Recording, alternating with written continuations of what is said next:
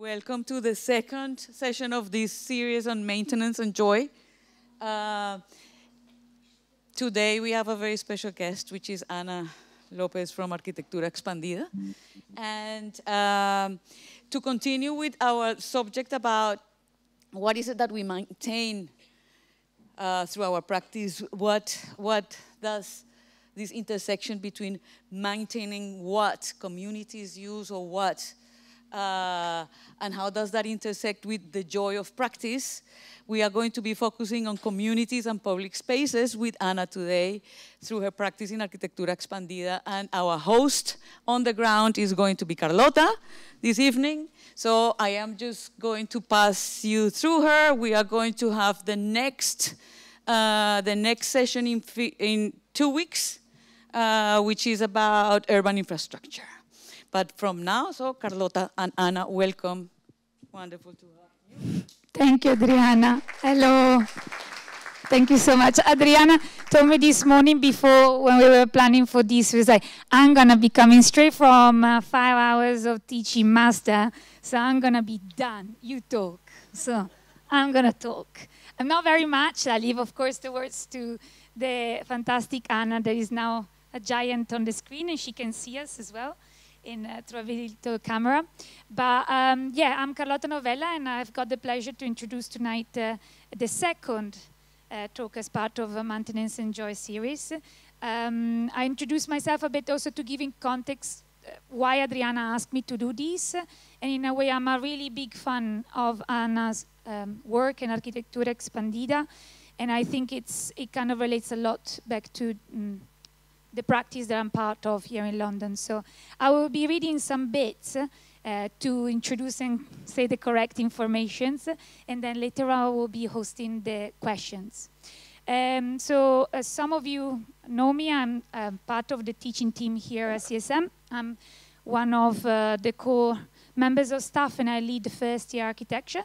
But I'm also a part of an architecture practice called Public Works, which is working in the kind of fields of architecture, art, and performance. And I'm part of, well, kind of starting up a mini practice called Fritto Misto, that is called Everything Fried, translates in Italian, which looks at the intersection between spaces, people, and food. But through my practice in Public Works, and also like the way in which hopefully we kind of teach, especially in stage 1, public spaces are very important, and processes of working with each other and co-creation of ideas and materialization of ideas is something at the core of the way in which we want to teach, and in a ways which Ana's practice kind of links in. So I'm going to introduce Ana now, because I think it's, and I've taken this bio from the internet. So, and of course, I've got Arquitectura Expandida's proper bio, the one that you sent, but I've got yours because, so Ana Lopez is an architect, and you correct me if I'm wrong here. I'm an architect, a PhD student in geography, university professor, researcher, and activist in Latin America. She's the co-founder and co-director of Arquitectura Expandida, based principally in Bogotá, Colombia.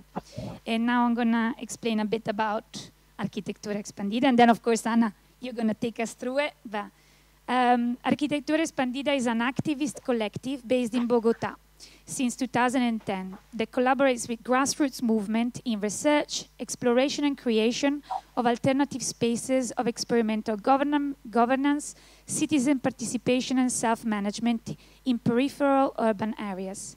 The work of Arquitectura Expandida seeks to articulate diverse urban languages with those of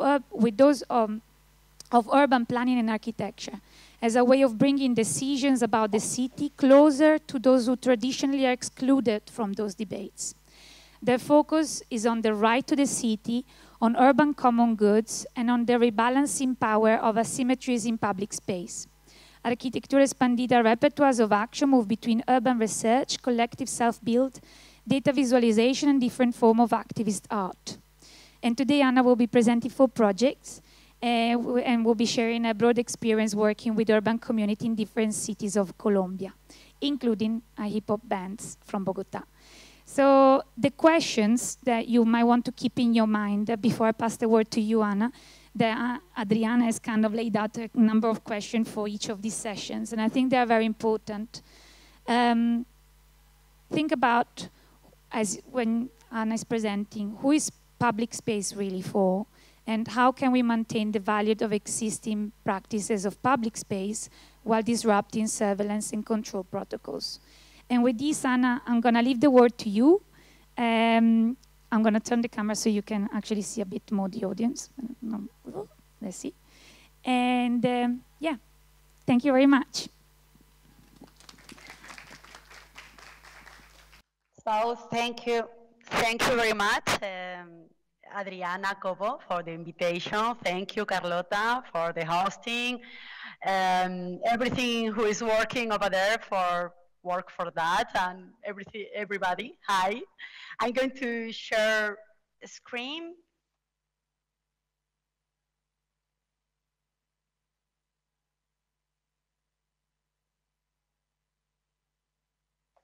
Okay.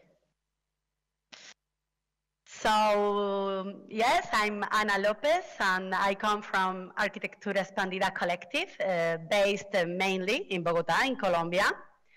I needed to begin by explaining that in our project, one of the most important approach to common spaces is the way that different agents have a role in common spaces management as public, communitarian, private, activist association, cultural institutions, academy, and so on.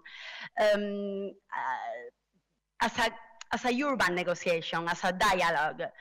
Our practice has a critical approach focused on rights and question the conflict between top-down and bottom-up urbanism. And through some tactics and strategic actions, we test different ways to organize ourselves in order to create and manage our spaces. And we try also different ways to dialogue with people who take decisions, but in a more equilibrated way. So I'm going to tell you 20 interventions strategies through different projects. We always work among different scales of the urban controversies. So for example, if we build a communitary cinema in the neighborhood, we are also talking about the right to cultural spaces in the hard peripheries of the city. This is a case of Cinema in Ciudad Bolívar in Bogotá that we built in 2016. The first strategy is work as a collectivity, having a common target and placing beside the different communities' identities that could split more than join us together. I mean political, religious, socioeconomical identities, and so on. We also work supporting the 16 process, normally grassroots groups that already have a urban struggle through a cultural approach, call us and invite us for the exploration and creation of alternative space of citizen participation and self-management. So the Cinema, for example, has been built with the community and Ojo al Sancocho Collective, which is a communitarian filmmakers school in that territory from 20 years ago. We also work with self-construction and self-management. This is a very common local practice. Maybe that comes from a deep abandonment from the state, which is quite perverse, but to us it is also the way that Latin American communities seek their territorial autonomy and materialize their strong culture of participation. Self-building also has an emotional dimension, and it gives value to the architectural work that goes beyond its utility. In the prototype we trust, that is very important because we don't have the key for a perfect project. A prototype sometimes works and other times doesn't work, and we need to learn from failures. This was the prototype of the cinema chairs made with textile, because a group of women in the community know how to sew. And also they are just comfortable, easy to replace, easy to clean, and so on. But the prototypes are important not only in a material dimension. All the projects are prototypes of organizational systems that make it possible and sustainable over the time, guaranteeing a certain autonomy.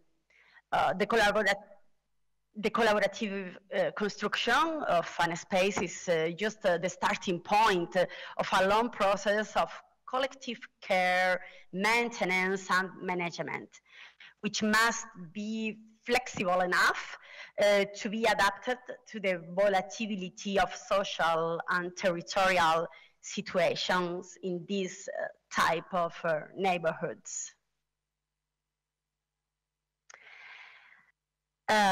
We think it's very important, the high symbolic content of the architecture. We use sample materials, but in a sophisticated way, and that gives the architecture a high symbolic content. And that is important because we should all have the right to a beautiful city, a beautiful context, and because to be seen and recognized is a citizenship condition. And that is especially relevant in situations of a strong segregation, state abandonment, violence, and also environmental violence. Here we have urban minery with many legal irregularities impacting on public health, on the stability of the land, on the transformation of the landscape, or even on the contamination of water basins. In fact, this population is claiming for environmental policies in this rural-urban age, and the photocinema and the bamboo goes in the same way. So it's not enough to work and to do together. We also needed to visualize marginal realities and perverse urban plans that usually are focused on economic development instead of the mitigation of injustice in the city. So the multi-scale approach in our work is very, very important. I wanted also to speak about financial support. The Potocine was built by the support of the Design Museum of London in the frame of the exhibition Fear and Love, Reaction to a Complex World. When the curators called us, they have already understood that we should find an indirect way to finance the construction, although if officially the Design Museum was paying for the audiovisual material for this exhibition. It was a type of conspiracy, and also it balanced the relationship and the responsibilities between the Communitarian Cinema School and Arquitectura Expandida. So between the Communitarian Cinema School, Arquitectura Expandida, the curator, the museums, the museum, it was a kind of conspiracy, a collective conspiracy. So in Bogota, community usually contact us with a very concrete diagnosis about their urban needs. Therefore, as we live in Bogota, those projects became a very long-term activist project. But we also work in other cities and countries for a limited time. In 2017, we were invited by Pompidou Center and Atelier Médicis, that is the France Ministry of Culture, in Clichy-sous-Bois, a complex periphery in Paris. It was in the frame of an artist residency that lasted for about 5 months, in the frame of the Biennale exhibition Cosmopolis. This is a very interesting context for a disciplinary approach, as we are in the middle of the modern urbanism from the 60s, where we can find a lot of cohabitation problems that seems very evident in common spaces. The relationship between people and institutions, and especially police, is very complicated. They have a very big trouble about their stigmatizations, like African and particularly Maghrebian population in Paris. And in that case, no one in particular from the community invite us to collaborate with them, as we were invited by some cultural institutions. So the approach to communities is very different and, of course, more difficult. In that case, we tried an approach based on the concept that we called tactical provocations, in order to take temperature and understand and provoke community respond to collective actions. So for some months, we built some mobile furnitures, always with the same materials and colors, in order to communicate that they were all the same playground. But the location of that playground was chosen by people who could move them at any time. Sometimes all the furniture were together, and other times they were disintegrated all around the territory. Obviously, that caused some conflict between the communities, the municipality, or the private ones, but it was the objective of the project to highlight the crisis of the common space in the neighborhood and talking together about it. Even at the Pompidou Center, so the relationship between center and periphery, it was also a remarkable point in this project. For example, the bench was the most controversial furniture, apparently sitting down with a permission, a specific permission, became a kind of revolutionary act. Whatever, during 2018 and 19, Atelier Médicis asked us for a specific commission in this territory, but allowing the tournament and turn this commission into the continuation of the urban negotiation project. This new artist residency allowed us to revisit the installation 1 or 2 years later, check the community perceptions, the debate, repair any pieces that may have been damaged or deteriorated.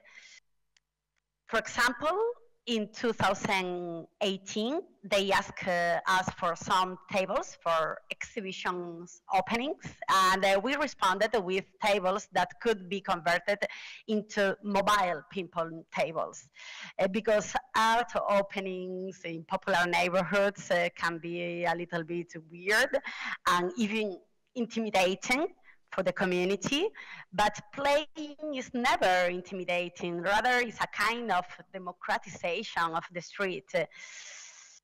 This is one of the ping-pong table 1 year later in the middle of the sidewalk of the neighborhood. It was currently in use.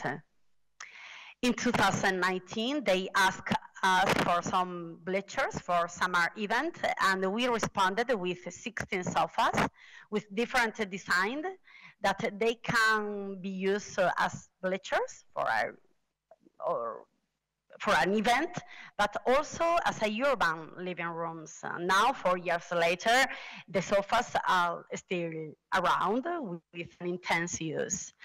Somehow, we always try to escape event or use them as an excuse to build something for the urban negotiation of everyday life. So focus on everyday life, we think, is the care, the collective care of the street. In another artist residency in the frame of Cosmopolis 1.0, so it was the same biennale, we spent about 2 months in the countryside of the city of Chengdu in China. We usually study the public information about urban planning, and we usually are very critical with the top-down decision that could reject people from their areas. but that is not always possible in China. The access to information is limited. In Xiyang village, in this village, the main population is older people, survivor for the migration to the countryside, to the city. They will have a very big tourism project, and it was very difficult to understand how urban decisions are taken. So we have been working only with the spatial situation of peoples and things in public space. We have realized that all people spend their time sitting in a very linear way on the sidewalk, on the only main street of the village, like if they were in a showcase, if they were showing themselves. And they have a very interesting tool for that, a bench built with a very long and narrow piece of wood, typical of the rural and popular areas in China, and called chandeng. And we have built 9 versions of this chandeng. So in that project, it was very important, the performative power of publics in public space. The disposition of their bodies in the public space were a very convincing message, like saying we are still here, meaning we have not yet been disposed of. To us, to remain in that physical situation is a way to manifest themselves in order to remain when urban operations are arriving in the countryside.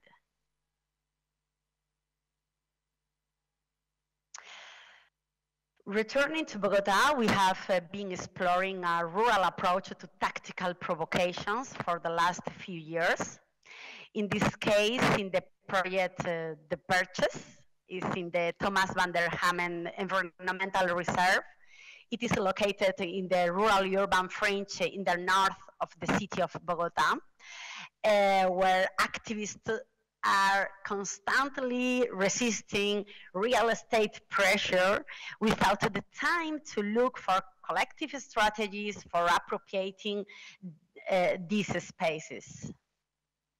So here the structure is quite simple, constructed using basic tools without electricity and a modular building systems.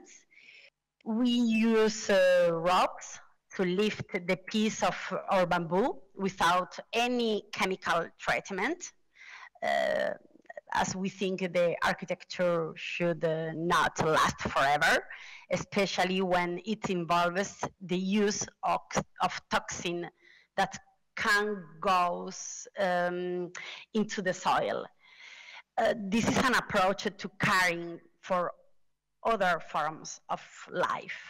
For instance, perches are the kind of a structure designed for birds to rest on during their migrations. In fact, the type of grassroots movement that gather in this environmental reserve are citizen science groups and indigenous communities.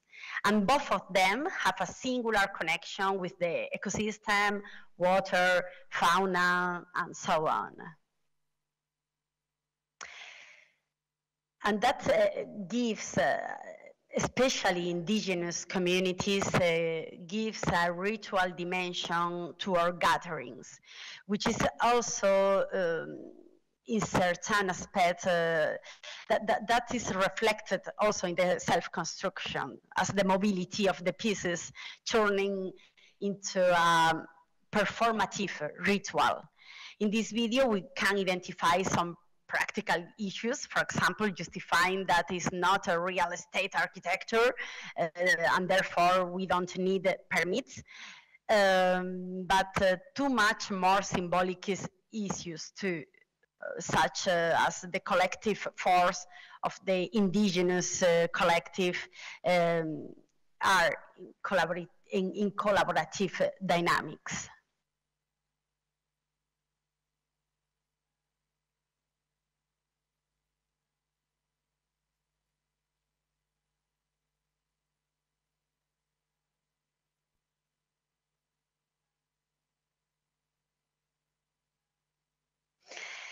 Okay, in another type of urban periphery in Bogota, that is one that is rough and segregated, we developed the Mapeo al Pedazo project, which was a critical collective mapping with grassroots hip-hop. The project was born from a need to understand the territory, its dynamics, and its transformations.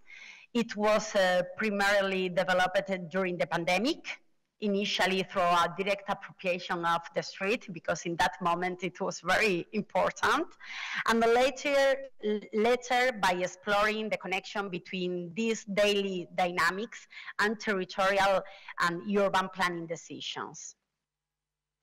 Here we collaborated with the Golpe de Barrio collective, who are local activists from the hip hop culture.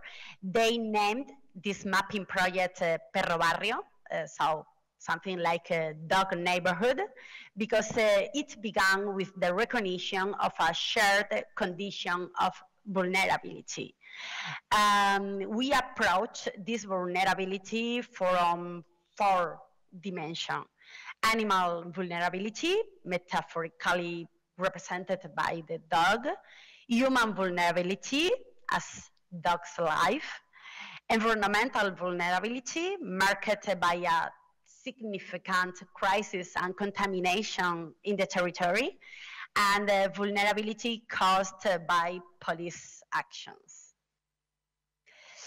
This territory used to be a self-constructed popular neighborhood in the 90s. However, since the year 2000, thousands of social housing units have been planned within gated communities for low-income population, isolating them from the urban centers. And unfortunately, this is usually a good recipe for a ghetto. To build these houses and gated communities, a lot of canals were created to mitigate the risk of flooding, because we are in the middle of different river areas. Although these areas are protected because we are in the middle of a lot of rivers in Bogota, there are no environmental or social programs in place causing them to turn into dump garbage and borders between neighborhoods. Nevertheless, we often find spontaneous appropriations of common spaces, like everywhere in the world and also in Latin America, or even collective projects in open areas, such as dirt jump community, I mean BMX communities, or hip-hop gathering, because this is an area in the city with a large young population. So collective research and data visualization must be together in order to work in a community advocacy. And all type of data is important: technical law, geographical information system, but also daily life data could give us some ideas about the conflict between top-down and bottom-up urbanism. And this connects with the idea with the right to define ourselves with our own language, even if we choose to define ourselves as a neighborhood dogs or critters. Furthermore, we can define ourselves through our art and cultural expression, as we will see later with a hip-hop song about a project in this area. At this point, I wanted to emphasize that this laboratory was not a linear process. Collective tours, streaming, law research of hip-hop were mixed with the urban negotiation that this tactical provocation inside. So during the last 4 years now, we have been building several mobile furniture that question different territorial situations in which we are supporting a group of young people who have their self-management practice in the street. And the last one, the last tactical provocation is the creature, which we have been working for the last year and a half, collaborating with also local hip-hop groups who invite us, in that case, to collaborate, to collaboratively create a prototype that could legitimize young gathering in public space. This is especially important in a country with a big culture of authoritarianism, control, and hygienism, especially in public space, in the street. And also it's especially important in a peripheral neighborhood where a strong urban riot took place in 2021, so 2 years ago. We design and build together a kind of mobile structure. It can be on a stage, some benches, a deck, a dance structure, or whatever they want. Mobility was also a tactical decision. We can build in a popular neighborhood where decisions are made between neighbors. No need to bureaucratics or permissions, and then take it to the public space, to the public square, where young people gather for hip-hop meeting, self-managed hip-hop meetings. But mobility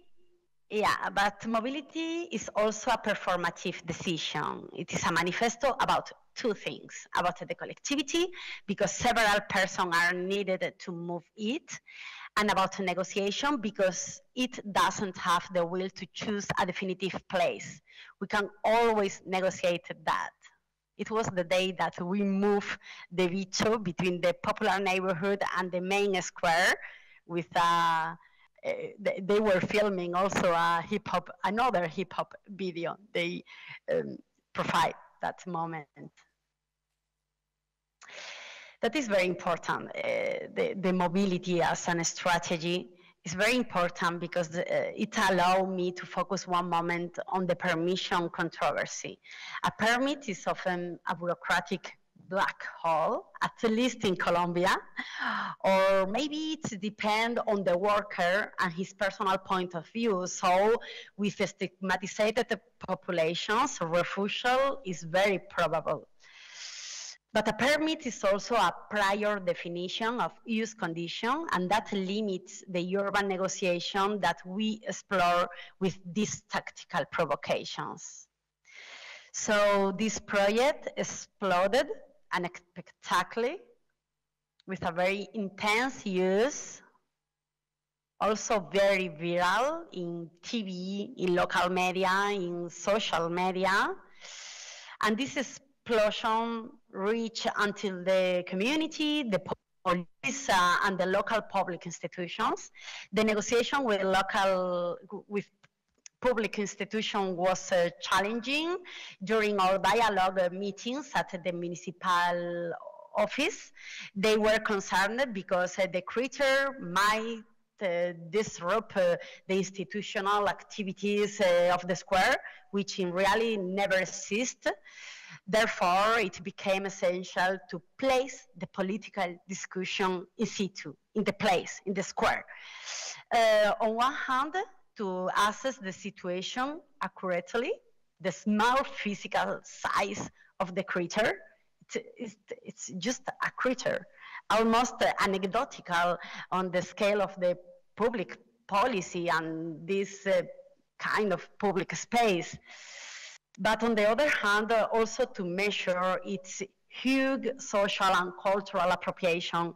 There are cultural and self-managed activities all the time. It is important to recognize that obtaining a permission for the creature after all serve to legitimize young gathering in public spaces. Because even if the debate was focused at the beginning in the permission for an art installation in public space, in reality it was a discussion about the right to the city and the stigmatization of young people. So during the last year and a half, we had some institutional attack. We also had some institutional support, an official permission at one point until December 2022, last December. And now they say that they are going to give us another permissions. In any case, the creature is already in the square and with all kind of meetings. Everyday meetings. We are also attentive to the physical structure. For example, we have installed electrical and lighting systems some months ago and replaced the roofing tiles. And also we are engaged in negotiation and in agreement between different collective assemblies, because of course the context is quite challenging, it's complex. But we think that we have already won. They are not going to be able to take it out of the square because this space is turning into a reconnaissance counter-cultural focus in the Bogota's periphery. So we try just to place the spotlight in the space and in the current process. In brief, this alliance between Arquitectura Expandida and grassroots collective seek to articulate a different urban language with those of urban planning and architecture as a way to bring a decision about the city closer to those traditionally excluded from this debate. Our practice is a strategy to balance power forces in the policy of the city and for the right to the city with more governance and autonomy. And in the search to find a common language, we have explored the hip-hop music in relation to mapping or architectural installation. So I'll end with this video about creatures. Thank you. I think it's better you transfer the video from there, avoiding loading problems. I'm gonna just close 1 second this one and make you a bit smaller, and so I can show the video up on our screen. You should be able to see a bit of it, but I'll make it large.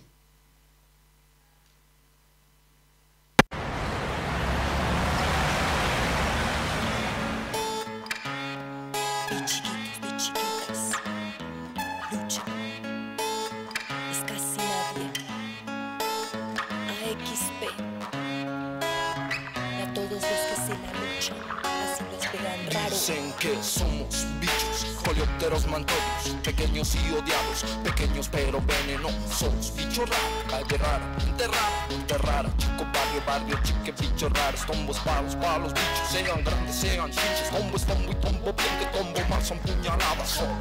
Salta monte, salta calle, salta muerte, salta leyes, come mierda, escarabajos, son bichos y no se esconden, mas son astutos, viviendo en las fisuras de algún barrio oculto. Su táctica consiste en resistir en grupo, el peso de las vueltas que viven juntos. Los quieren fumigar, aplastar, desaparecer, los quieren acabar desde ya hace mucho. La única razón es que no importa dónde estén, la gente los señala y les dice: bichos somos, como bichos, bichos raros, bichos malos, como bichos, eso dicen las personas. Que somos como bichos, bichos raros, bichos malos. Eso dicen las personas y lo somos. Serán mis alas, mis ojos periféricos, o acaso este pelo y a nada me parezco. Disculpe señora si al rancho me le meto, pero creo tengo derecho en este mundo gigantesco. Mi aspecto incomoda, yo soy como un bicho raro, tan único, singular y a la vez tan ordinario. Viscosa, escurridiza, una especie diferente que a la vista simple y inmunda le resulta repelente. Me encuentro en los rincones buscando un lugarcito, por eso aunque me saquen yo me quedo y resisto. No comprenden mi misión, yo disperso la semilla, me ven como amenaza, me arrojan insecticidas. ¿De quién es la calle en un espacio mutilado? No acepta lo diferente por verse bien decorado. Un espacio en disputa y una pugna por la vida. Seremos muy pequeñas, numerosas las hormigas. Serán mis alas, mis ojos periféricos, o acaso es de pelo y a nada me parezco. Disculpe señora, si al rancho me le meto, pero que tengo derecho en este mundo gigantesco. Que somos como bichos, bichos raros, bichos malos. Es que somos Como bichos, eso dicen las personas. Dicen que somos como bichos, bichos raros, bichos malos. Es que somos Eso dicen las personas y lo somos. Dicen que tengo unas antenas para detectar mentiras y unas patas que cargan 5 más de lo que peso. Un par de comadres con las que camino en fila y un rayo con los tombos porque les tengo desprecio. Con las autoridades tengo casadas peleas por no pedir permiso para andar por donde sea. Y dicen que en el fondo soy una mala influencia, que atraigo escarabajos con cara de delincuencia. Y sea lo que sea, mostraremos con afecto de lo que sea capaz el sueño de un pobre insecto. Te dicen mariposa, me dijeron mariquita, y sucia cucaracha, moscaquita, pulga, visajosa, mantis antirreligiosa, y liebre, garrapata y hasta plaga de langostas. Y lo triste miñera es que tú esta gente asquerosa, las cosas diferentes no caben en su cabeza. Dicen que reunidas como enjambres, sincronía, inteligencia, ratificamos, aquí estamos, somos una existencia. Son las huellas, los cadáveres, el suelo, el cual piso. Por ende sueño de todos, no necesito permiso. Comunicamos por antenas y la libertad se detecta. Superan los superpoderes que otorga esta vida insecta. Nos imponen normas, burocracias que desgastan. Negligencia es su bandera, la de nosotras luchar en banda. Nada puede matarme si en un punto lo creíste. Por una que pisas, mil salen a reproducirse. Una plaga, una manada, una puñada que embiste. Nosotras construyendo y para ti todo es muy triste. Incumplen los acuerdos y nos pasan por encima. Sociedad que te señala, nos rechaza y discrimina. La pinta es lo demás, su mirada elitista. Quisieron escondernos pero saltamos a la vista. que somos como bichos, bichos raros, bichos malos. Es que somos Como bichos, eso dicen las personas. Dicen que somos como bichos, bichos raros, bichos malos. Es que somos Eso dicen las personas y lo somos.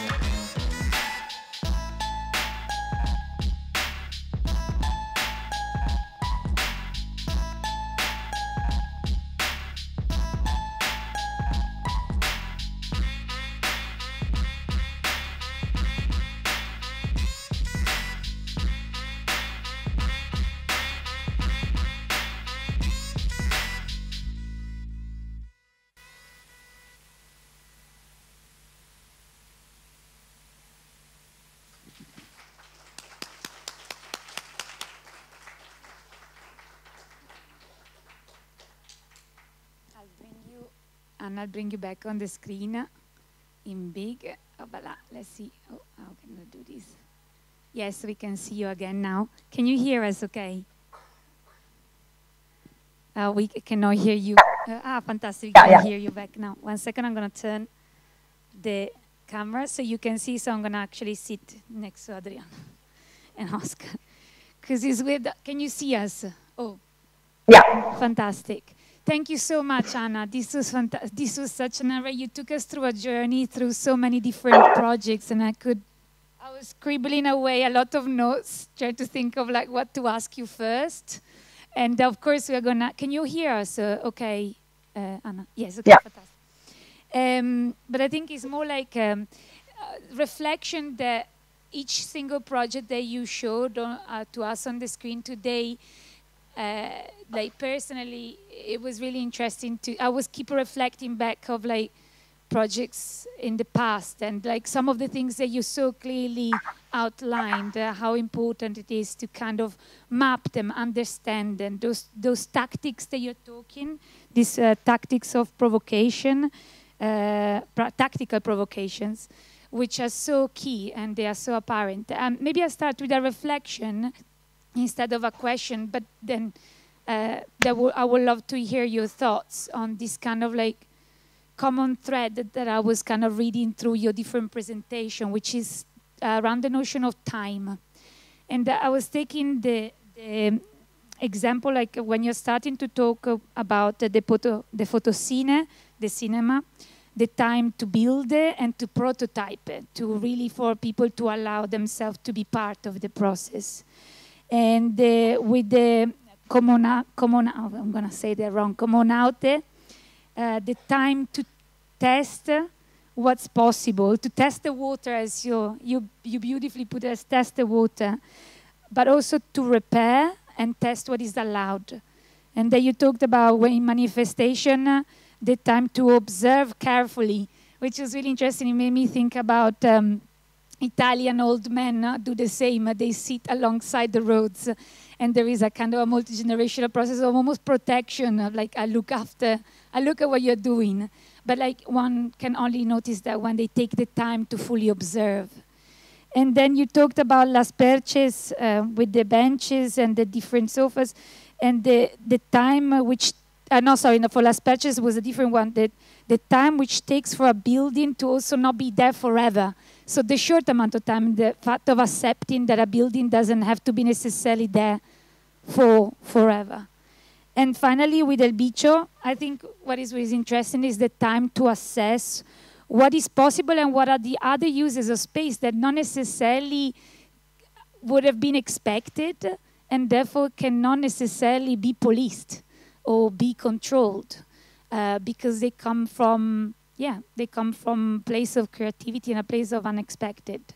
So I was wondering if this kind of common thread of time, and time also is kind of related to building trust and building a sense of what we call a sense of ownership over time, or shared ownership more than ownership, of like everybody chipping in, everybody feeling. And I was wondering if you could say, like maybe based on your project or your practices that is kind of been expanded in time, how time is important for what you do. Yeah, I think there is very different the situation in Bogota because we manage our time. So we have a small project for 2 months. For example, the critter El Bicho. It was just something very small, like a project, and it's very small, like an architecture or a design. But if the governance, we really like to say that we work around experimental governance. So see, that kind of experimentation that take so much time, we have the possibility to do that because we work and we live in Bogota, so it's our time. That is completely different, for example, in the case of Communauté in Paris, or Manifestation in Clichy, because it was in the frame of artist residencies.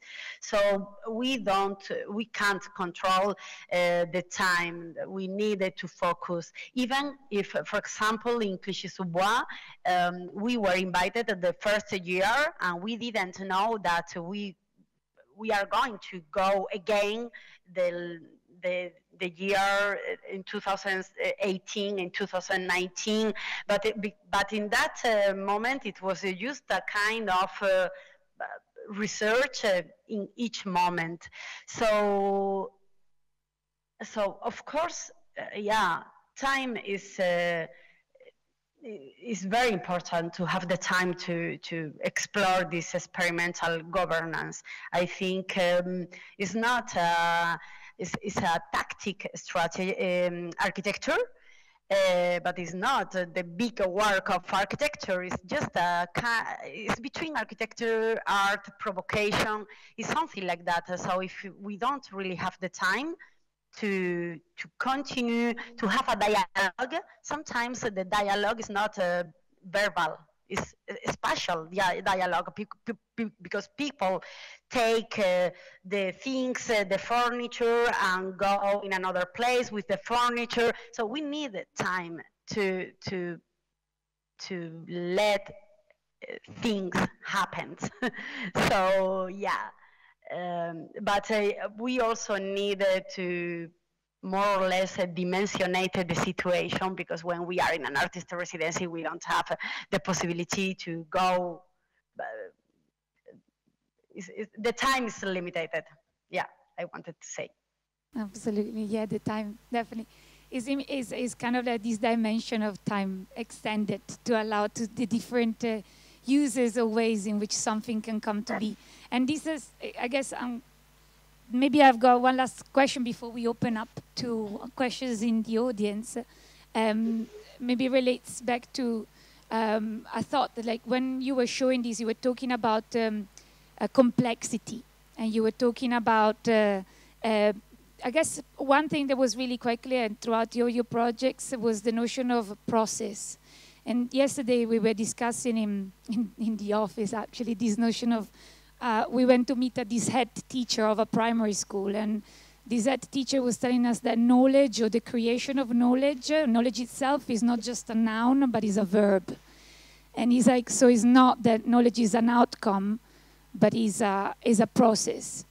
And I think, in a way, what is beautiful about your different projects that you're showing is that each one of them is kind of showing the different, as you're saying, these tactics, but also these tactics are, in a way, the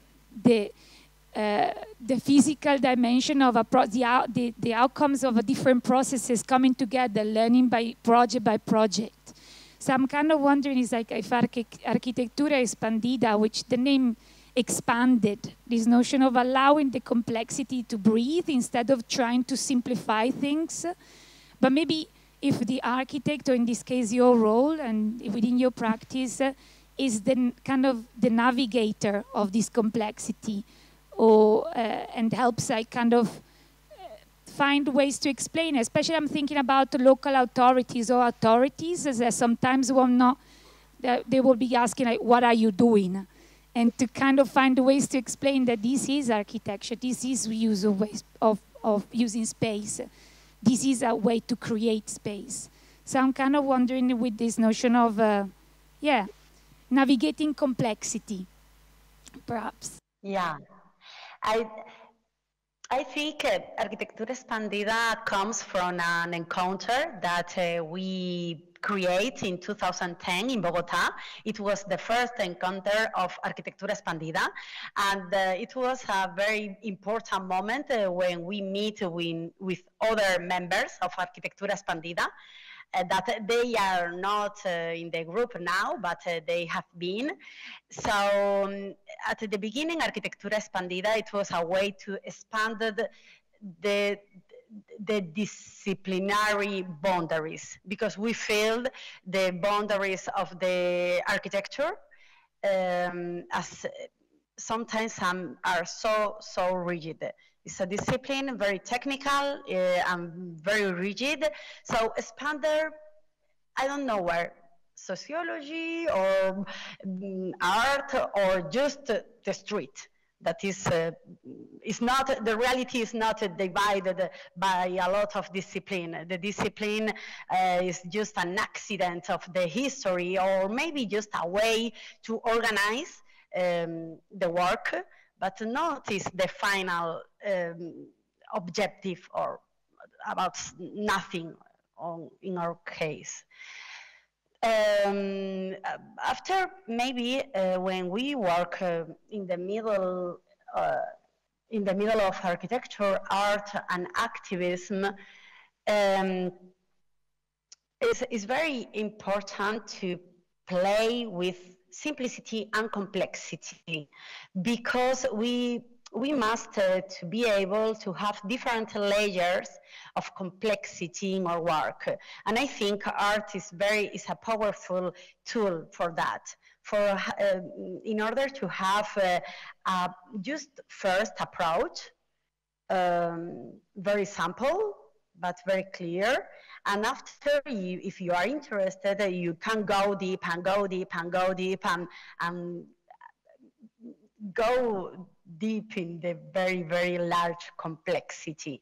And that is one of the reasons that we really like work with art, or in the frame of art, in a expanded frame of art also. After, when we work with public institutions. The relationship is very schizophrenic because sometimes we are not a very comfortable group, but we understand, for example, institutions that manage public space, they are happy if nothing's happening in public space because their work is going to be easier. So yeah, of course, we are not a very comfortable group, but for example, the institutions that works in participation or governance usually are, they are very interested in our work. For example, with the creator, at the end, it was a kind of struggle between institutions. So the more conservative were the institution who cares public space, and the more open to this kind of disciplinary expanded, I don't know, where the political maybe institutions. So I don't know, after, for example, when people want to speak if that is architecture or not, that is not our thing. It's okay if a theoretical guy is going to say that is architecture, it's okay to us. See, a theoretical guy is going to say that that is not architecture, it's okay to us. We are occupied with other kind of things. So this kind of etymology, I don't know how to say, is not our main concern. Love that, absolutely. Thank you, Ana. Really, really enjoyed that. Well done. Yeah. I'm going to pass the word to Adriana. Thank you, Ana. Can you hear me? Ana, you've said a couple of things that, with your permission, so I am asking here for authorization. I am going to just, steal some sentences from you. Kind of like, okay, like Carlota was saying, architecture shall not last forever. Okay, quote unquote, Ana Lopez. And then the discipline is an accident of history. That one, I am going to put in one page. I'm going to print it like huge, quote unquote, Ana Lopez, Arquitectura Expandida. Because I think this is really important.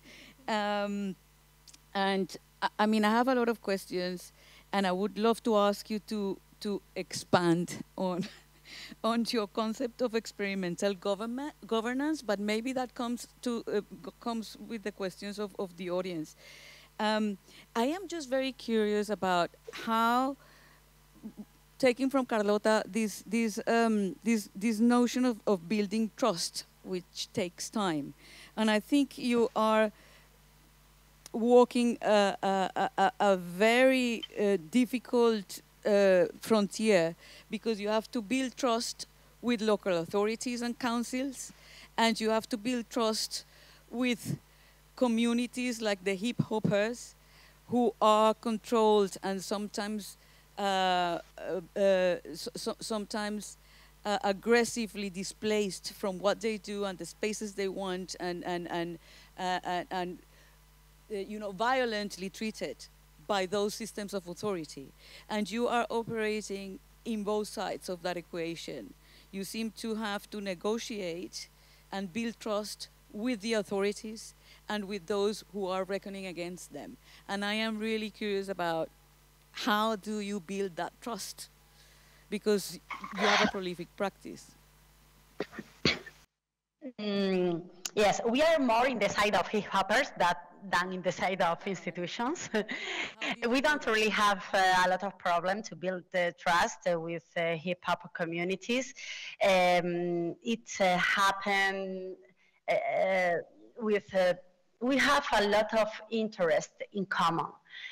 So street is an important interest in common, and also art. And I think we have, when I say that we work with hip hop collective, we work with hip-hop activists. So they are persons engaged in the city. And engaged is not a person who likes hip-hop.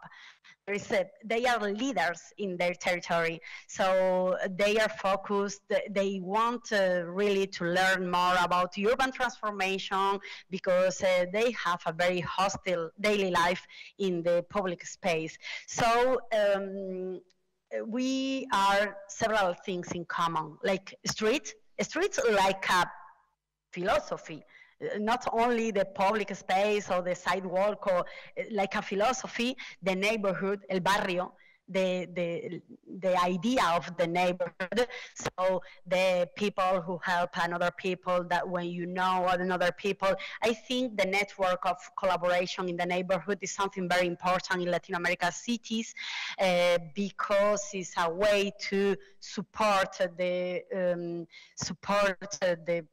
people and maybe mitigate the vulnerability of the people. So we have a lot of things in common. I think we have a lot of respect for our work in the different directions. And for example, the experimentation in hip hop and bichos, and this one is the third hip hop song that we have made during the last 4 years. And I think that is also a sign of respect, mutual respect, because they want to speak about the thing that we do together, and we think hip-hop is a very important way to communicate that. So yeah, I think build trust is also a time question, so in connection with the different things that we are talking about. And we also with institutions, I think the main tool to work with institutions in a conflict is using their own language. So informational geographical system, decree, law, and you are going to show them that there is a lot of contradictions between their own language. So at the end, you can support the idea that the stigmatization is not because there is a law about how you can use the public space. It's because the personnel, the worker in the institution want to segregate. So at the end, yeah, I think that builds trust also, because I think when we are in a table for dialogue between police, public institution, hip-hoppers, and we are with our dossier about a lot of information, I think they respect us. I speak like a hip-hopper. All is a respect question, but yes, in some way, yes, I think that is very important. That connects also with experimental governance. Yeah, experimental governance is an academical word. We were studying a little bit about experimental democracy and experimental governance because personally, I really like to understand other people that have already think in the same things that we are thinking, and try to understand better our work through that people. So we have a lot of theoretical references. So experimental governance, I don't know, I really like, for example, the right to the city from Lefebvre, but also Franak Miraftab have, how is in English?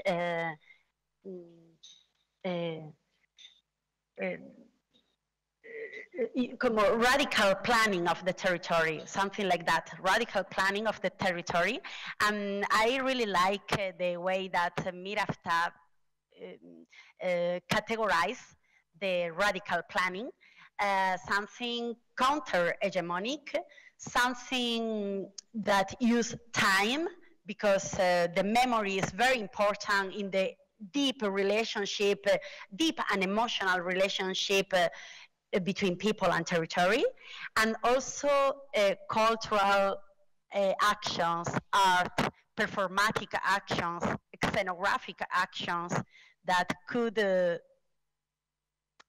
go through new narrative, so through new debate, I don't know. So for example, I really like Miraftab and his way to understand the experimental governance. I don't know if more or less that is a good response. Thank you, Ana. Yeah, I'm going to pass the mic. I really loved what you just said, because you started from the first question when you were talking about engagement, that people need to be engaged, but also, and then you finish with the emotions, like the emotional, not attachment, but like to be engaged is to feel an emotion towards something that is strong enough that makes you move, that makes you do something. And it's wonderful. Thank you so much, Ana. Questions in the room? Have we got anyone that would like to ask a question? Yes. Hello, so I really appreciate this project and want to ask some. Hello, so I really appreciate this project and want to ask about maybe the power the project entails to people. So as you mentioned, you get a really rich branch of methodologies used, like performative and community engagement and or even visualization.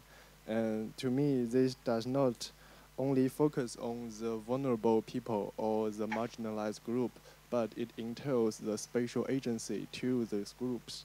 And in this process, it's not only like a spatial intervention, but it also involves a kind of like a social or political aspect. So I was wondering your thoughts on the extent of this project's transformative power on the different people or agencies. And by transformative, I mean it touches intrinsically to the sociological debates, or also you can see the justice or like deep-rooted issues like inequalities, this kind of stuff.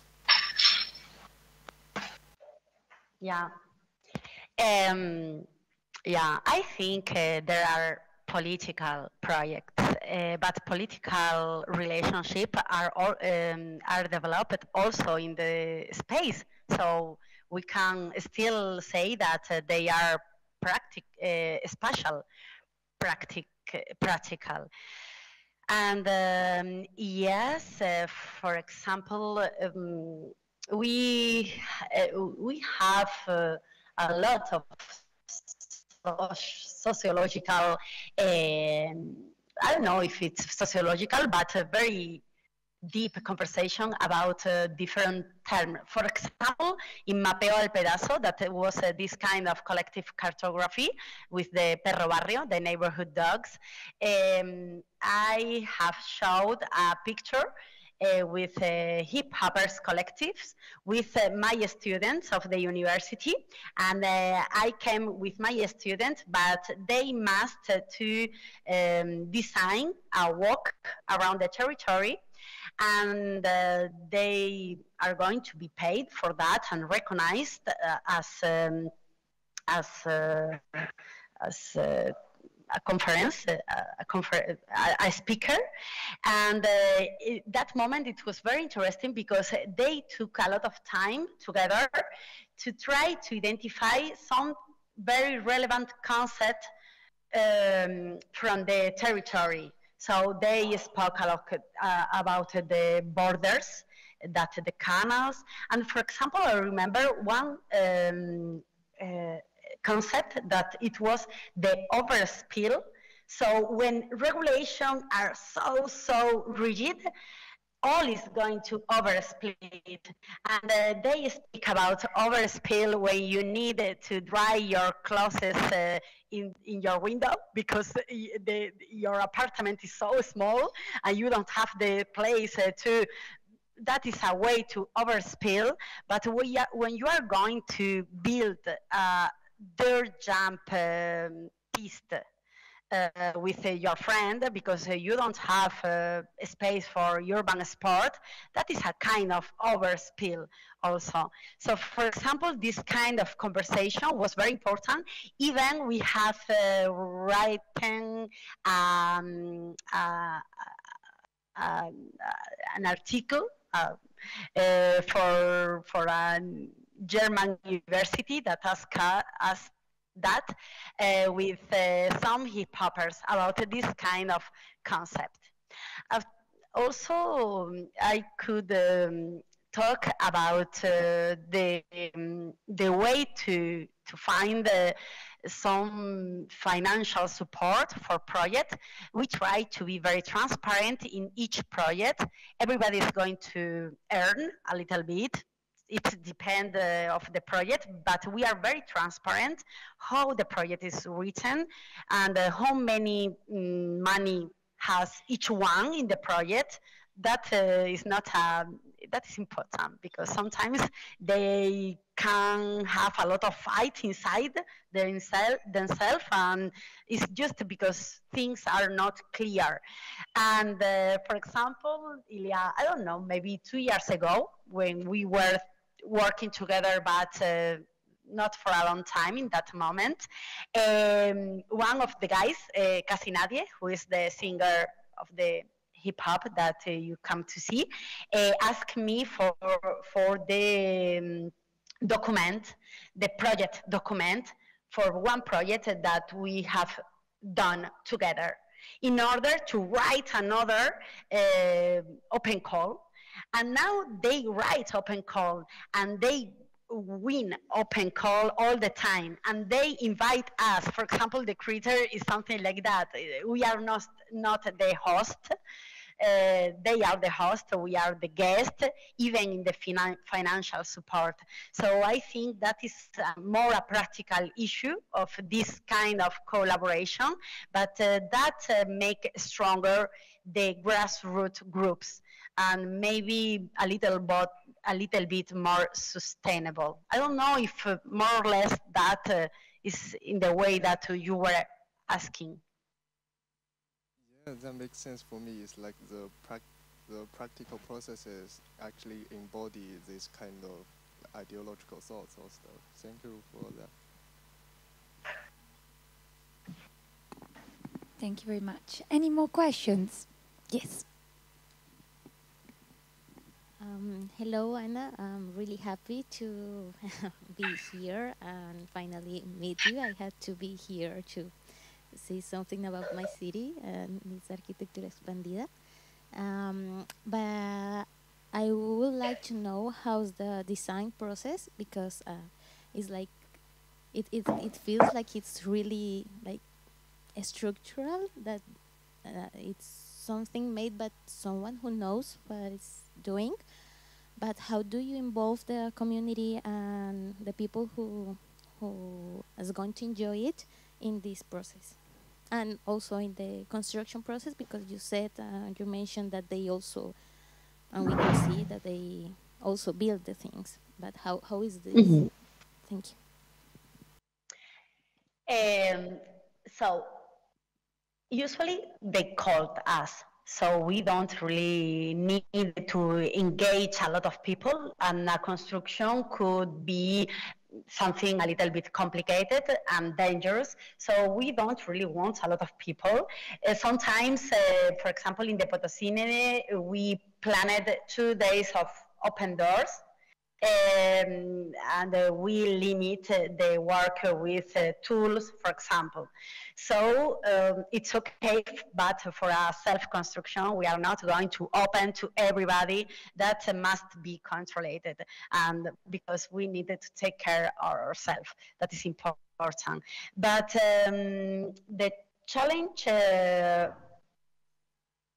the challenge maybe is during the design, because we try to take the time to design together. The design is more a kind of conspiration, because, for example, when we use guadua, in order to have the guadua is the bamboo, Colombian bamboo. So in order to have the guadua with a reasonable price, we needed to have a maximum of 6 meters because the transport, the regular transport is that. So we need to design with this question. Maybe we can have more dimension, but in one direction, but not in the other dimension, because, so we try really to explain all this type of constraint. That is very important. Also understand the needed of people, but also the needed of people sometimes are very big. The needed are huge. So sometimes when we feel that they are thinking something that is not very operational, we try to fix different phases. So one phase, two phase, because that allows us to regulate and reevaluate during the time.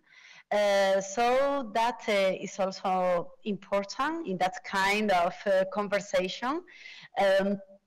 And after it depends, for example, in the tactical provocation, when we are, the tactical provocation is not the final object after a dialogue, a big dialogue. It's the beginning. It's, so we are going to build that with the first people that we are working with. So it's not something, maybe when people from the community have seen the first furniture, after they are going to participate because they can visualize which kind of thing we can build together. So it's not very linear. We don't really trust in this kind of methodology that we are going to have an open call. Everybody is going to arrive to rooms, communitarian rooms, and we are going to have the perfect design, and that is going to reflect everyone needs. No, that is not going to happen. Also because the people who goes to a room, they are not the complicated people in a neighborhood. So yeah, we try to do something not very linear, but we are very responsible with our design. For example, in the Potocinema, once the design was closed, so we were agree with everybody that we, with Ojo Sancocho and the community, it's okay, it's going to be like that. We have a responsibility. They are not a structure for burn, or I don't know. It's something that is going to last in the territory for a long time. So once we are agree, it's okay, it's closed. I'm sorry, I'm thinking and I'm saying a lot of things, but maybe with all that you can have a little cartography of the participative structure. Thank you, Anna. That was a really beautiful answer. Anyone any more questions? I know there's some students from first year were preparing some questions earlier in the week. If there is anybody that wants to raise their hands, or if there is any other question coming from the audience. Up there. Okay. 1 second.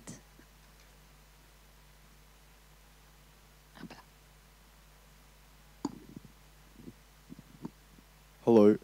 So in one of Adriana's ethics lectures, we had a dilemma of whether or not to take up this commission that is recognized to be temporary but potentially inspiring, which I thought was quite relevant to the narrative and the birth of the critters.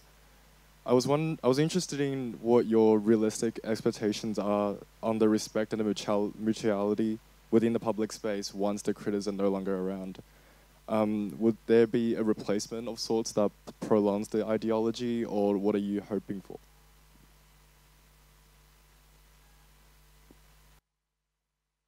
I'm sorry, I didn't understand very well. If you could repeat, please. I guess since it is a temporary and a very performative thing, I think you mentioned, what are your expectations once the critics are no longer around?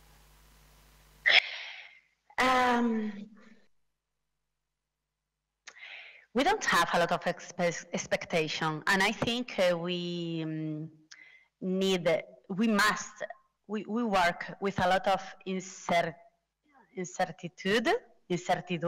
I don't know how to say, but you don't really know what is happening, and that sometimes is a little bit anxious because you don't know what is going to happen. For example, in one moment when public institutions were attacking the creature very hard, young people said, we are going to burn the creature before to let somebody is going to take off of the square. We are not agree, but we don't need to be agree with them to everything. So that could happen. Yeah, when I was younger, I thought that maybe this kind of provocation could become the strategy for something bigger, something that allow better appropriation for young people. I don't know, but no, now I don't really think that is going to be a possibility, because in the moment that is going to be bigger, is going to be maybe a closed space with regulation, with something. So no, we don't have a lot of expectation, and I must say you that sometimes it's a little bit schizophrenic, because sometimes you are very happy because you feel a lot of people are defending the space, and sometimes it's a little bit sad because there is some amenaza, risk. So yeah, I think we don't have a lot of expectation. We are working on the expectation is the main objective. So the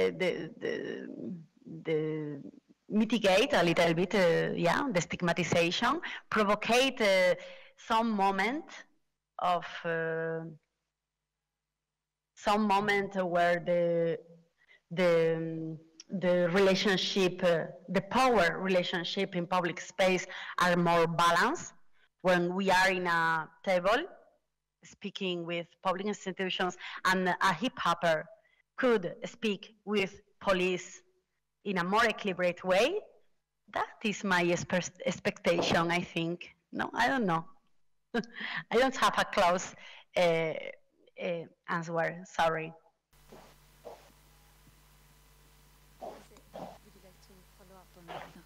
Thank you, Jerry. Thank you, Anna. I think we can take one last question. Oh, fantastic. Torben. Hello, and thanks for the lecture.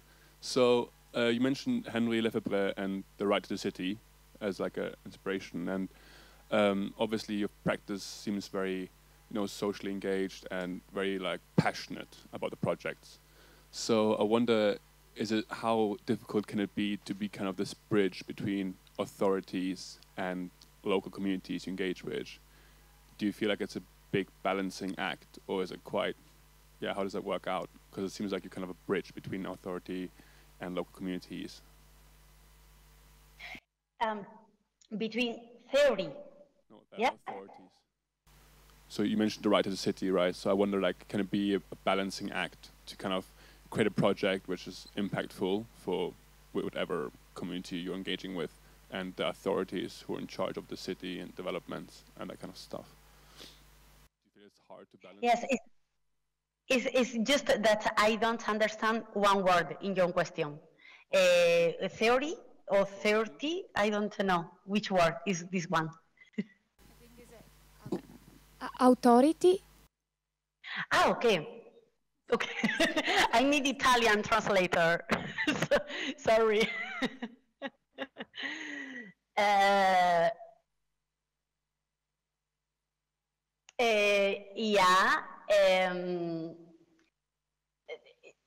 is the main that is one of the main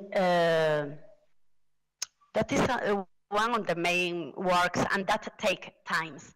That take a lot of times. For example, the cartography, I was told you about Mapeo al Pedazo as a kind of cartography, social and collective cartography, but each project has a lot of cartography. So it's map, but also law, but also law that means, for example, the right to be in public space. Now we are the main group just now, we are 2 architects, 1 visual artist, 1 hip hopper, and 1 lawyer. We need a lawyer.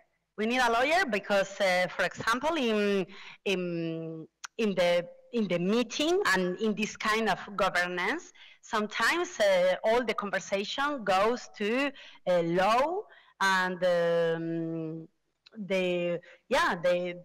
authority. All is very vertical, top down, because law said one thing or another thing. So we are working on that. I think with people that we work very closely, so grassroots movement, so leader, activist, that that is working very good. They understand and they use very highly this kind of concept, legal concept, and we go deeper with the community in a large sense is more challenging, but we are working on that.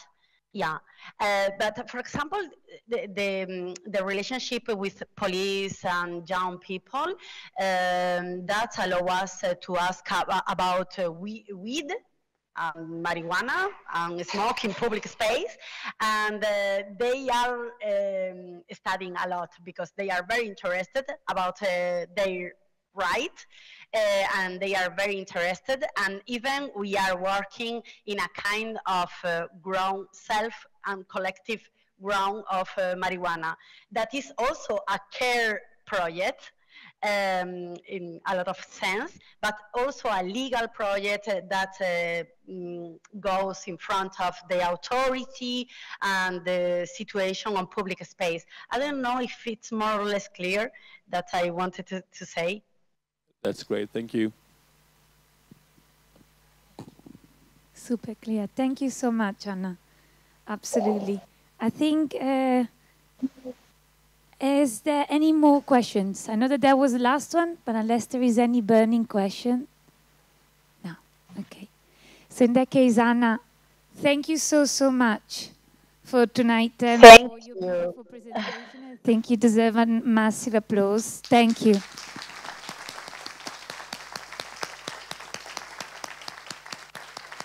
Thank you for the invitation. It was a really interesting moment.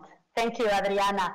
Yeah, no, thank you, Adriana, for creating this. And of course, we will share this session is being recorded, so you can find it on Moodle. And you can follow Arquitectura Expandida through their multiple different channels and find out what they are always up to. But Ana, thank you so much for all the food for thought, and especially for stage 1, we're going to start a project soon that connects a lot to what you're doing. So thank you a lot once again. And Adriana, do you want to say anything else? No? Yeah. Thank you, Ana. Again, I just want to also thank a lot of people. The first lecture we didn't have Stephanie here because she was ill. So she's here with us, so thank you, Stephanie. Without the support of Stephanie, where is Ana? We couldn't have done this because she's the one putting this lecture series together. Thank you to Oscar Brito, who is the course leader for BA, and his support, and for Carlota and Andrew, who are the ones who are running the Unit 1 with me. This lecture series is really, Ana, dedicated to our first-year students, most of whom are here in the room, but it's open. So we have master students, we have alumni as well, we have other colleagues, colleagues, etc. So thank you to the audience and your engagement. And I want to say thank you to the technical team. Juan is there, Steve left at 6, and then there's Rosie, which is the management, the duty manager. Are you Rosie? No. Thank you to you and the team. And everyone in the audience, thanks so much. And again, Ana, welcome always. Thanks so much. As our last speaker, this is the first time that you are lecturing here in Central St. Martin's, and hopefully it wouldn't be the last. And lastly, to invite you guys in 2 weeks. So the first 2 lectures have been online, right? So now we are going to have 3 more, which are with the speakers here because they are based in London. Hopefully see you in 2 weeks, where the maintenance and joy, and you can see that Stephanie was just telling me, Ana's projects are so joyful. And of course we have these hip hoppers and everyone, you know, just, they are controversial, they are political, they are beautiful, and they are playful, and they make us lift our spirits. And this is what this series is about. We have a more serious speaker next time. He is the executive director of a research center in the LSE cities, and he's going to be bringing us to the next scale, which is the urban scale. It's just not public space on the street and the urban square. Is a huge kind of like urban infrastructure leap of scale next time. And I hope to see you all. No, Shumi is going to introduce him. Shumi is the one who is going to be hosting Shumi Bose next time. Yeah? Thank you, everyone. Thank you, Ana. Thanks so much.